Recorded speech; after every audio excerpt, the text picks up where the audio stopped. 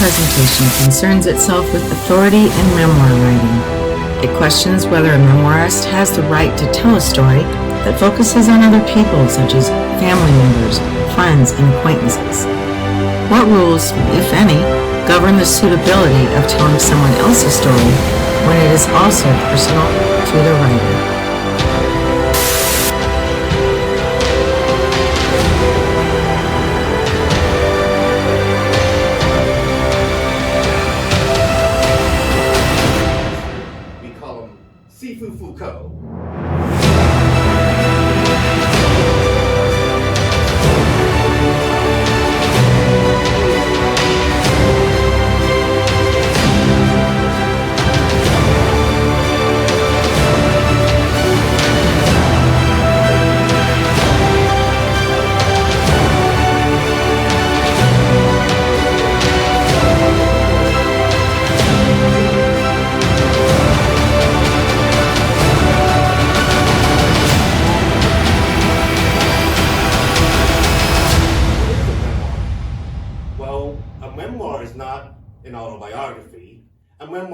Even a novel, it's not any kind of writing, but it's very specific to itself because it deals with a collection of personal memories and experiences from the writer, him or herself.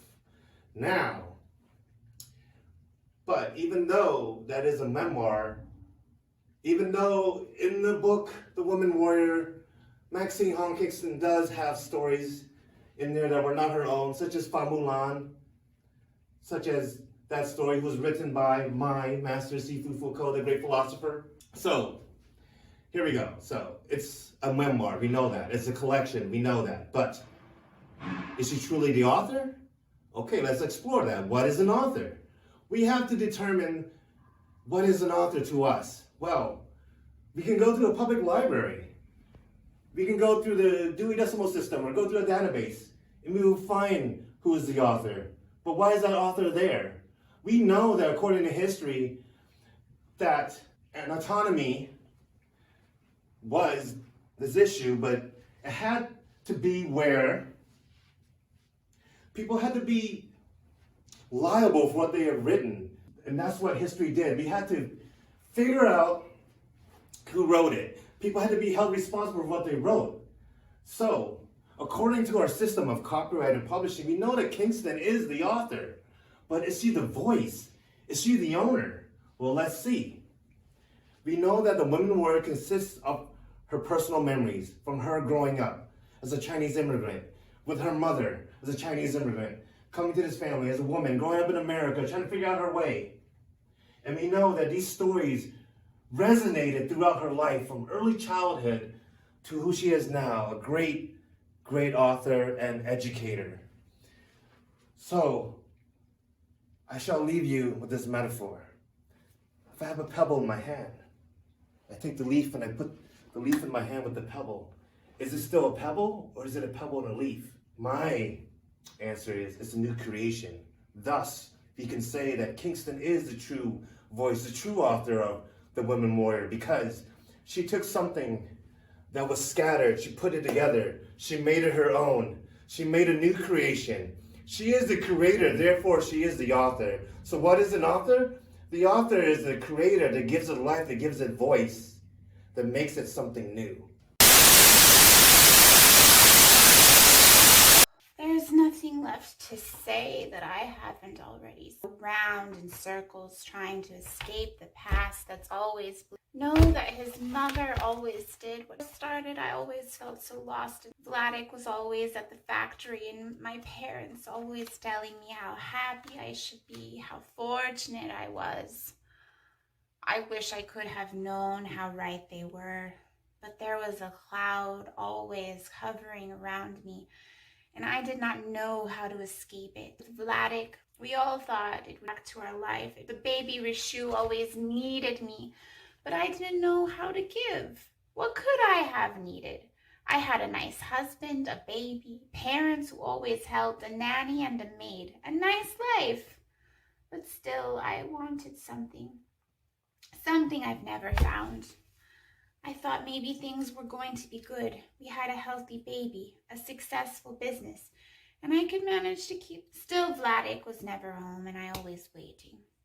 The war was about surviving together as a family. Vladik, who was happy to take my father's money. What I gained was more ghosts. Lived nightmares to haunt me. Such a loving and curious little boy.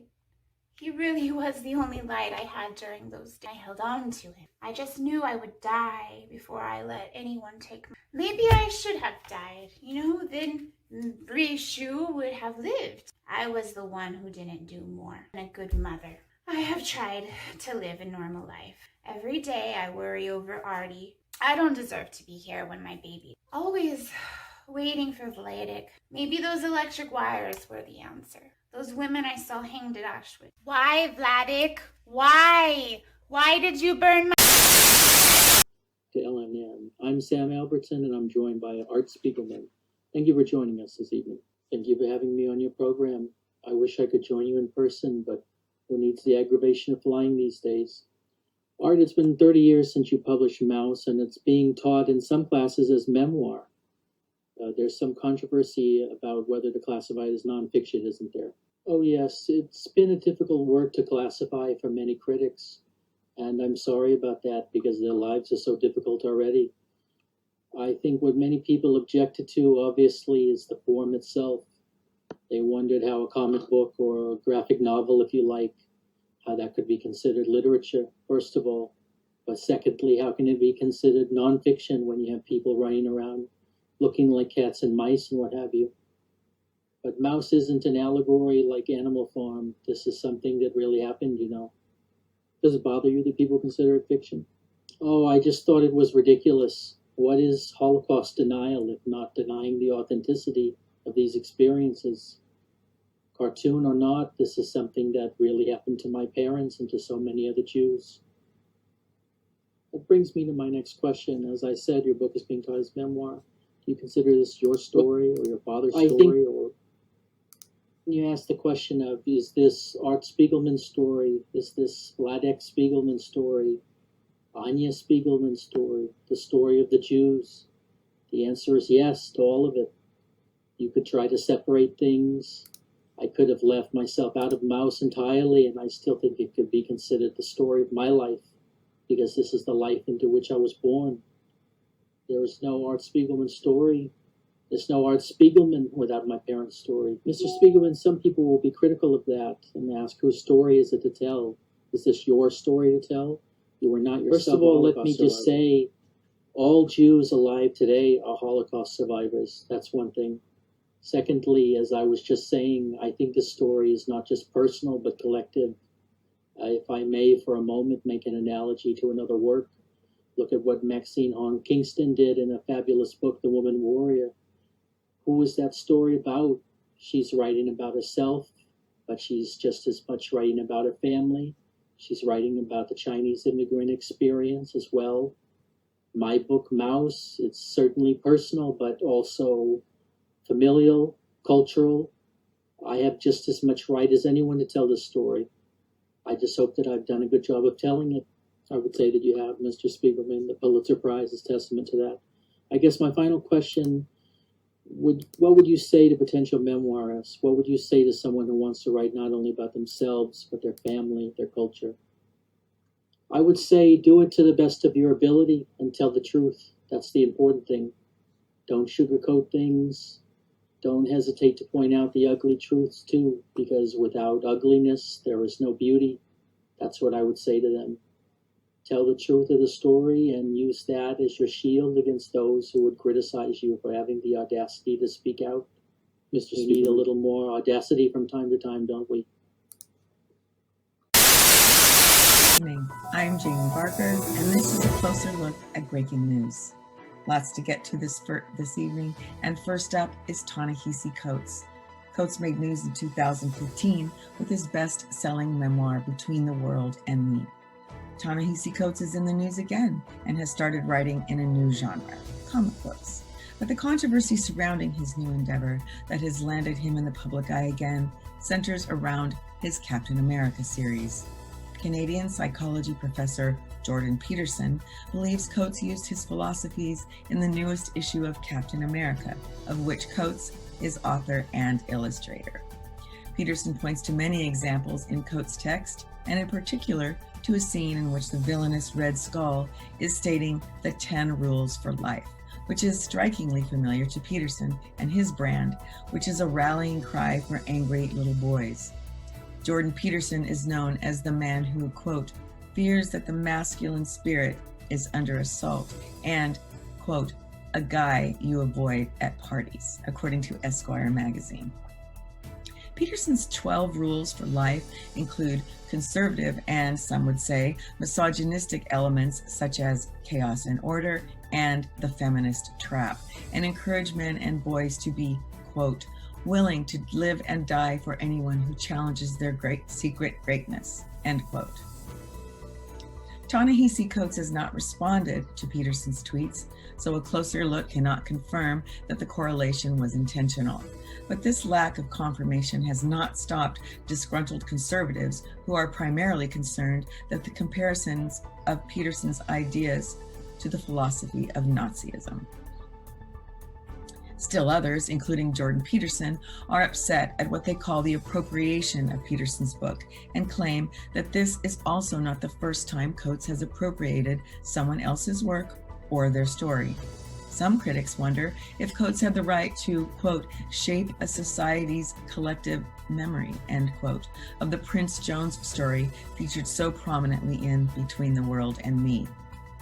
In this 2015 book written as a letter to his young son, Coates writes exclusively from his experience and, according to some, thus excludes narratives from any other perspective. Some would say that Coates' book lacks the perspective of Jones himself, as well as others who were closer to Jones than Ta-Nehisi Coates was. Others criticize Coates for exploiting the death of Prince Jones for monetary gain. Coates claims in his book, what we must never do is willingly hand over our own bodies or the bodies of our friends. And yet, some would claim he did just that. Some would claim that Coates handed the story of his friend's body over to his reading audience, and he was willing to appropriate someone else's story for fame and for glory, both which Ta-Nehisi Coates has enjoyed plentifully. I'm Jamie Barker, and we'll be right back after our works cited. Memoirs are often equally individual, familial, and cultural.